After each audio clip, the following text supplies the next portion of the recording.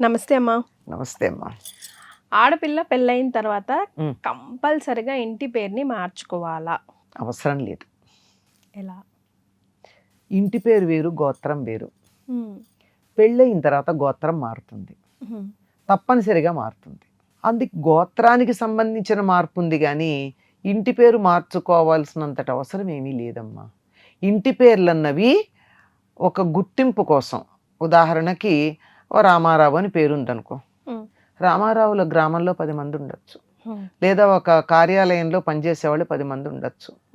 ఇప్పుడు కార్యాలయం అన్నాం, పూర్వం ఉద్యోగాలు చేసేటటువంటి చోట అదే కొలువులు, రాజుగారి కొలువుల్లో ఎంతో మంది ఉండొచ్చు. కనుక ఆ తేడా తెలియడం కోసం ఫలానా ఊరి నుంచి వచ్చినటువంటి రామయ్య అని ఒకళ్ళకొకళ్ళు వేరు ఊరి పేర్లతో ఇంటి పేరు పెట్టుకున్నారు. మీరు గమనించినట్టయితే సాధారణంగా తెలుగు వాళ్ళల్లో అందరికీ ఇంటి పేర్లు గ్రామనామాలు ఉంటాయి. ఈ గ్రామనామాలు అన్ని కులాల వాళ్ళకి ఉంటాయి. ఆ ఊళ్ళో ఉన్న, అంటే ఇదేదో కుల వ్యవస్థ గురించి మాట్లాడుతున్నాను అనుకోకండి, ఇక్కడ ఇంటి పేర్ల సంబంధం చెప్తున్నాను కనుక. ఒక బ్రాహ్మణుడి ఇంటి పేరు ఆ ఊరి పేరు ఉంటుంది, ఒక చాకలింటి పేరు ఆ ఊరి పేరు ఉంటుంది, ఒక మంగలింటి పేరు ఆ ఊరి పేరు ఉంటుంది. అన్ని కుల వృత్తులు చేసే వాళ్ళకి కూడా ఆ ఇంటి పేరు ఉంటుంది ఒక గ్రామంలో. అంటే ఒక గ్రామం ఏర్పడ్డప్పుడు ఆ గ్రామంలో అన్ని వృత్తుల వాళ్ళు ఉంటే తప్ప గ్రామంలో అవసరాలు తీరవు. అంతే కదా. కనుక అన్ని వృత్తుల వారు ఆ గ్రామం నుంచి వచ్చే వాళ్ళకి ఆ ఇంటి పేర్లు ఉంటూ ఉంటాయి. తరచుగా ఉండేది ఇది. ఇది కాక కొంతమందికి బిరుదనామాలు ఉంటాయి. ఇప్పుడు ఖడ్గతిక్కన అట్లాంటి వాళ్ళు ఉన్నారు, వాళ్ళకి ఆ ఇంటి పేరు ఆయన కత్తి పుచ్చుకుని చేశాడు కనుక దానికి ఆ ఇంటి పేరు పెట్టుకున్న వాళ్ళు ఉన్నారు. కొంతమందికి బిరుదాలు ఏవో వచ్చి ఉంటాయి. ఆ బిరుదాలు వచ్చిన తర్వాత ఇప్పుడు వందే మాతరం రామచంద్రరావు గారు అని ఒక ఆయన పేరు ఉంది. ఆయన వందే మాతరం ఇంటి పేరు ఎట్లా వచ్చింది, ఏ ఊరు ఉంది, ఏం లేదు. ఆయన వందే మాతర ఉద్యమంలో ఎంతగా అయిపోయాడంటే ఆయన గుర్తించడానికి వందే మాతరం అని ఇంటి పేరు పెట్టుకున్నారు ఆయన్ని. కొంతమంది ఇంటి పేర్లు అలా మారిపోతూ ఉంటాయి. కనుక ఇవన్నీ కూడా గుర్తింపు కోసం వచ్చిన ఇంటి పేర్లు తప్ప వేరేవి కాదు. కనుక ఒక అమ్మాయి తన ఇంటి పేరు మార్చుకోను అని అనుకుంటే ఎటువంటి మనం దానికి అబ్జెక్షన్ ఇవ్వాల్సిన అవసరం లేదు. ఎందుకంటే మార్చుకుంటే సమస్యలు ఉన్నాయి. ఉదాహరణకి 10th క్లాస్ సర్టిఫికేట్ ఏదో ఉంటుంది, అది కదా ప్రతిదానికి లెక్క. పూర్వం SSLC అనేవారు, ఇప్పుడు 10th క్లాస్ అంటున్నారు. లేదా ఎక్కడికన్నా వెళ్ళాలంటే ఆధార్ కార్డు ఉంటుంది, దాంట్లో ఉన్నటువంటి పేరుని పెళ్ళయ్యాక మార్చుకోవాలంటే కష్టం కదా. మళ్ళీ దానికి ఎంత పెద్ద ప్రాసెస్ ఉంటుంది. అప్పటికే పాస్పోర్ట్లున్నా వీటన్నిటిని మార్చుకోవాలంటే కష్టమే కదా. ఉండని నష్టం ఏమిటి? ఇప్పుడు అక్కడ ఏమని ఉంటుంది, అమ్మాయి ఉంది ఏదో సీత డాటర్ ఆఫ్ కృష్ణయ్య అని ఉందనుకో, అది మారదు కదా. ఆ అమ్మాయి బతుకున్నంత కాలం ఆవిడ కృష్ణయ్య గారి కూతురు సీతగానే ఉంటుంది కదా. ఆ ఇంటి పేరు అలా ఉండనివ్వండి, నష్టమేం లేదు. ఎక్కడన్నా హస్బెండ్ ఏమన్నప్పుడు వైఫ్ ఆఫ్ XYZ అని చెప్పాల్సి ఉంటుంది. ఏ పెన్షనో తీసుకోవాల్సి వచ్చిన సందర్భంలో, అది కూడా గాడ్ ఫర్బిడ్, తను పెన్షన్ ఎప్పుడు తీసుకుంటుంది కదా. అందుకే గాడ్ ఫర్బిడ్ అన్నాను, పాపము క్షమించుగాక. అలాంటి సందర్భంలోనే వైఫ్ ఆఫ్ XYZ అని రాయాల్సి ఉంటుంది. అదర్వైజ్ మామూలుగా సందర్భంలో ఏం లేదు. మనం మన సనాతన ధర్మాన్ని అనుసరించి మన ధర్మశాస్త్రాలకు సంబంధించిన ధర్మకార్యాలు నిర్వర్తించేటప్పుడు ఎట్లాగూ గోత్రం మారనే మారుతుంది. ఆ గోత్రం నుంచి ఈ గోత్రానికి వచ్చింది కనుక గోత్రం మారుతోంది కనుక ఇంటి పేరు మారితే ఎంత, మారకపోతే ఎంత. కొంతమంది అక్కర్లేదు, అవసరం లేదు, సరదా పడి మార్చుకుంటావా మార్చుకో. ఇంత ప్రాసెస్ అంతా చేసి 10th క్లాస్ సర్టిఫికేటు తర్వాత అది ఇది వీటన్నిటికీ చలాన్లు కట్టేవేవో ఉంటాయి కదా పనులు, అవన్నీ చేసుకునే సరదా పడితే వైఫ్ అండ్ హస్బెండ్ ఇద్దరికీ కూడా ఆ సరదా ఉంటే చేసుకోండి. చేసుకోకపోతే వచ్చే ప్రమాదం లేదు, దానివల్ల జరిగేటటువంటి ఇబ్బంది లేదు, అదేమీ కూడా ధర్మానికి వ్యతిరేకం కాదు. గోత్రనామం బై డిఫాల్ట్ మారుతుంది బై డిఫాల్ట్. ఎందుకంటే పెళ్లి మంత్రాల్లో చెప్పిన దాన్ని బట్టి మారుతుంది. నువ్వు మా మంత్రాల పట్టి నేను పెళ్లి చేసుకోనంటావా, ఇంకా అదంతా పెళ్లికే మంత్రాలు లేవన్నప్పుడు ధర్మకార్యాలు ఎక్కడ చేస్తారు. అట్లాంటప్పుడు సందర్భమే లేదు, విషయమే రాదు.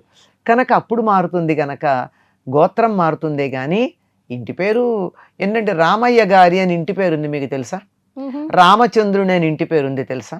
రామచంద్రుని అని ఇంటి పేరు పెట్టుకున్న తర్వాత అంటే వాళ్ళు మేమంతా రామచంద్రుడికి మేము అంకితమైపోయింది మా కుటుంబం అనుకున్నప్పుడు ఆ పేరు వచ్చింది వాళ్ళకి, అంతే. అంచేత ఆ ఇంటి పేరు మారాల్సిన పని లేదు. కాకపోతే కొంతమందికి తండ్రి పేరు ఇంటి పేరుగా ఉంటుంది, వాళ్ళకి వేరే ఇంటి పేర్లు ఉండవు. అట్లాంటప్పుడు మరి తండ్రి పేరుతో ఉంటే బాగుండదు కనుక అక్కడ భర్త పేరు పెట్టుకుంటూ ఉంటారు. అది లేకపోయినా ఏం పర్వాలేదు, నష్టమేం లేదు. ఫలానా వారి కూతురు అని చెప్పుకోవడంలో తప్పేమిటి? అది ఎప్పటికీ మారదు కాబట్టి మారడానికి వీలే లేదు. ఎలా మారుతుంది? అవకాశం లేదు. చేత ఇంటి పేరు మార్చుకున్నారా తప్పేం లేదు, మార్చుకోకపోతే కూడా తప్పు లేదు. సౌకర్యం ఉంది మార్చుకోకపోవడం వల్ల. ఇన్ని సర్టిఫికేట్లు మార్చుకోనక్కర్లా, ప్రతిదానికి ఒక అఫిడవిట్ ఇవ్వాలి కదా, ప్రతిదానికి ఒక బాండ్ పేపర్ రాసి ఇవ్వాలి కదా, ఇవన్నీ ఉండవు. అమ్మ ఏకాదశికి సంబంధించి కొన్ని కామన్ డౌట్స్ రేజ్ చేశారమ్మా. ఫర్ ఎగ్జాంపుల్ ఒకటేమో ఏకాదశి రోజు అన్నం తినకూడదు అని చెప్పి, అక్షతలతో దేవి దేవతలకి పూజ చేయకూడదు అని చెప్పి, తులసి దళం యూజ్ చేయకూడదు అని చెప్పి, ఇవన్నీ ఎందుకు? దాని వెనకాల ఏమైనా స్టోరీస్ ఉన్నాయా, రీజన్స్? అంటే ఇది శ్రీ వైష్ణవులు బాగా పాటిస్తారమ్మా. అక్షతలు దేంతో తయారు చేస్తాం? బియ్యంతో. బియ్యం వాడరు ఆ రోజు, ఏకాదశి రోజు. ఏకాదశి నాడు ఎందుకో అన్నం కూడా తినద్దు అన్న కారణం బియ్యంతో వండుతాం గనక. బియ్యం కాకుండా ఇంకో దేంతో అయినా చేసిన పదార్థాలు తినచ్చు. ఏమిటి అంటే మురాసురుడు అనేటటువంటి వాడు ఒకడు ఉన్నాడు, తాళజంఘుడు అనేటటువంటి రాక్షసుడి యొక్క కొడుకు. ఈ వీడికి చాలా కోపం, రాక్షసులకి విష్ణుమూర్తి మీదే చాలా కోపం ఉంటుంది. అందుకని విష్ణువుతో యుద్ధం చేశాడు బాగా. యుద్ధం చేస్తే విష్ణువే అలసిపోయాడు. అలసిపోయి విశ్రాంతి తీసుకున్నాడు. విశ్రాంతి తీసుకుంటే ఆ సమయంలో ఆయన నుండి ఒక శక్తి, ఆయన విశ్రాంతి తీసుకుంటున్నప్పుడు ఆయనలోంచి ఒక శక్తి బయటకు వచ్చింది. బయటకు వచ్చి వెళ్ళి వాడిని సంహరించింది. మెలకు వచ్చిన తర్వాత ఈయన ఆశ్చర్యపోయాడు. అంటే విశ్రాంతి తీసుకున్నాడు, ఒక్క నిమిషం కన్ను మూసుకుని.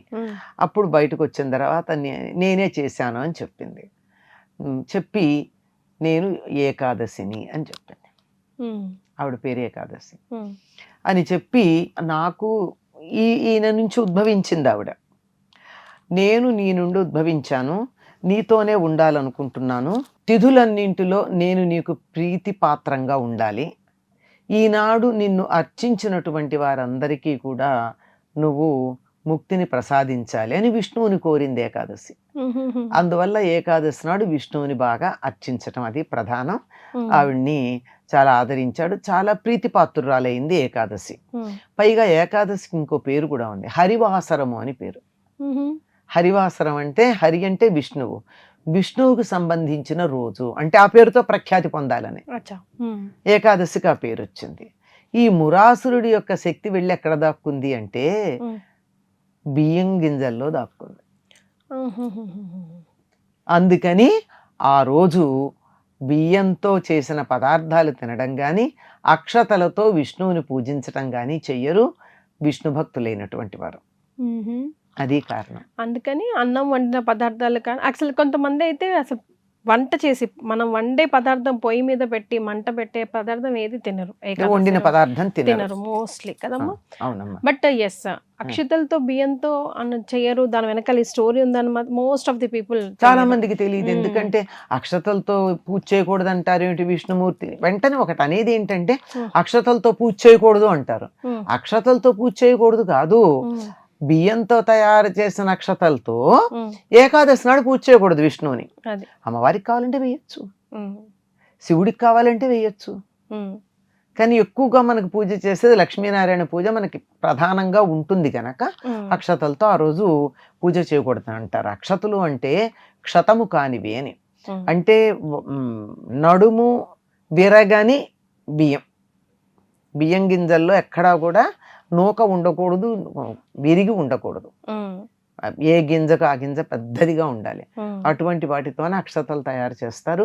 అలాగే పూలు కూడా దెబ్బ తినని పూలు మాత్రమే అక్షతలు, దెబ్బ తిననివి. ఇక ఏదైనా రేకు విరిగిపోయి కానీ రేకులుగా కానీ వీటితో పూజ చేయకూడదు. రేకులతో పూజ చేయకూడదమ్మా. పూజ మొత్తంతో పూజ చేయాలి. మనకి సాధారణంగా గులాబీలు అవన్నీ బాగుంటాయని రేకులు విడదీసి పూజ చేస్తారు. చేయకూడదు, అస్సలు చేయకూడదు. ఒక్క పువ్వు పెట్టండి, నష్టం ఏమిటి? రేకులు విడదీసి చేయాల్సిన పనేముంది? చామంతితో చెయ్యొచ్చు. ఎందుకంటే చామంతి పువ్వు ఏదైతే కనపడుతుందో ఆ పువ్వులో ఉన్న ప్రతి రేకు ఒక పువ్వు, అది పూల గుత్తి చామంతి. అంచేత ప్రతి రేకు ఒక పువ్వు గనక ఆ చామంతి రేకులు విడిపోయినా పూజ చేయొచ్చు, కానీ ఇంకా ఏ పువ్వు కూడా రేకులతో పూజ చేయకూడదు మా చామంతి తప్ప. అస్సలు మిగిలిన ఏ పూలతోనూ ఇంకా ఏ పువ్వు కూడా రేకులతో పూజ చేయకూడదు.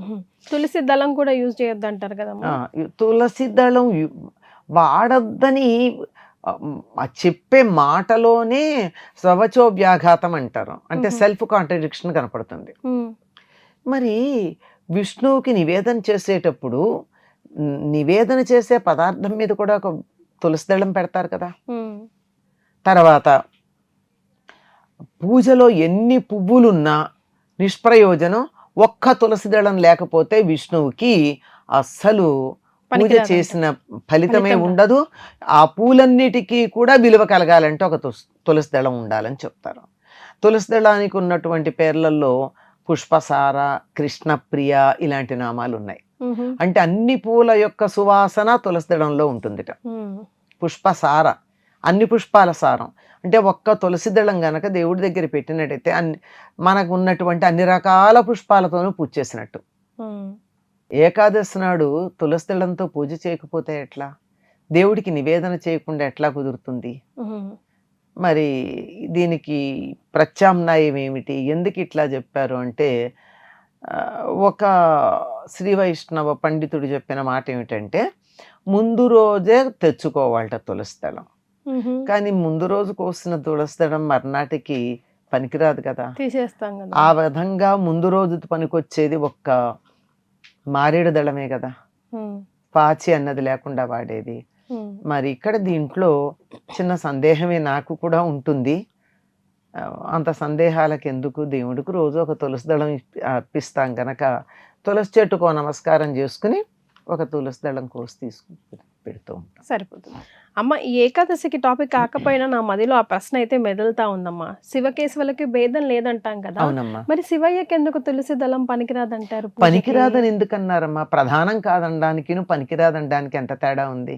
ఆ డిఫరెన్సియేషన్ అయినా ఎందుకు అని దాని వెనకాల ఏదో ఉండుంటది కదా. ఏదో ఉండడం కాదు, ఈయనకి అది ఇష్టం గనక ఆయనకి అది ఇష్టం కాదని మనం అనేసుకున్నామని నా ఉద్దేశం. అంతేనా? అంతే తప్ప ఇంకేం లేదు. వీళ్ళు కూడానమ్మా రకరకాల, ఉదాహరణకి చెప్తాము, ఇద్దరు రూపాలు భేదమే గాని ఉన్నది ఒకటే కదా. ఏకం సత్ విప్రా బహుధా వదంతి అనే కదా మనం చెప్తున్నాం. సందర్భాన్ని బట్టి ఉంటుందమ్మా. రాత్రిపూట మజ్జిగ వద్దు, పాలు తాగమని చెప్పారు. అంటే పాలు చెడ్డవని కానీ మజ్జిగ చెడ్డదని కానీ కాదు కదా అక్కడ అర్థం. ఉదయం పూట పాలు తాగొచ్చు, రాత్రిపూట మజ్జిగ కాకుండా పెరుగు కాకుండా పాలు తీసుకుంటే మంచిది అని. అంత మాత్రాన పెరుగు చెడ్డది అని కాదుగా అర్థం. సందర్భము, వీలు, అవసరాన్ని బట్టే తప్ప అన్ని ఒకటే కాదు, అంతే తప్ప తులసి దళం పనికిరాందల్లా ఒక్క వినాయకుడికి మాత్రమే. ఆయనకి ఎందుకు పట్టదు? ఆయనకి ఎందుకు పనికిరాదు అంటే, ఆయన ఒకప్పుడు తులసి ఆయన్ని చూసి ముచ్చటపడి ఆయన్ని వివాహం చేసుకోమని అడిగిందట. అడిగితే కుదరదన్నట్ట. కుదరదంటే కొంచెం వెంట పడిందిట. అంచేత నువ్వు నా పూజకు పనికిరావు అని చెప్పి ఆయన అన్నాడని. ఒక్క వినాయక చవితి నాడు మాత్రమే తులసి దళంతో వినాయకుడికి పూజ చెయ్యొచ్చు అని చెప్పి మనకి ఒక కథ. చాలా సంతోషం అమ్మా. ధన్యవాదాలు. And for more videos, please subscribe to iDream. Please subscribe to iDream. Please subscribe iDream. And please subscribe to iDream. For more videos, subscribe to iDream. please like, share and subscribe to the channel. Congratulations, iDream. Subscribe to iDream. Subscribe to iDream. So subscribe to iDream Media. iDream ki iDream team andarki huge congratulations. Please subscribe iDream Media. Please subscribe to iDream. Subscribe iDream. Please subscribe to iDream. iDream అంటే నా కళల ఛానల్ను subscribe చేసుకున్న నోరు తిరుగుతలేదు, మీరైతే గంట గుర్తు కొట్టండి. For more such videos, please subscribe to iDream. Subscribe to iDream. Please subscribe to iDream. Please subscribe iDream Media. Please do subscribe to iDream. Please subscribe to iDream Media. For best entertainment and information, please subscribe iDream. And don't forget to subscribe to iDream.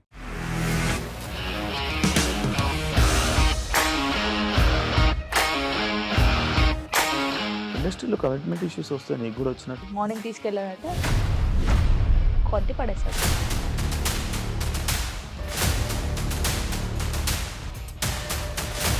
వాళ్ళు కూడా చూడలేదు ఈ cinema అని చెప్పడానికి కూడా చాలా ధైర్యం కావాలి. అది నిజం కదా, దాంట్లో ధైర్యం ఏంటి ఇది? నెక్స్ట్ డే ప్లేట్ మార్చేస్తే తప్పు కదా. As of now we're comfortable this అని నేను అనుకోను. రష్మిక గారిది మీది ఒకే ఊరు అంటే కదా. నీకు కోపం వచ్చిందంటే బాగా తిట్టేత్తరా? తిట్టేద్దామండి. నిజంగా గేమ్ ని ఎలా చేంజ్ చేయగలిగారు? ఏపీఎస్ఎఫ్సి వాళ్ళకి 6 నెలల్లో నేను 6 లక్షలు కట్టా. బిజినెస్ చేయాలనుకుంటే it is as difficult as riding a tiger.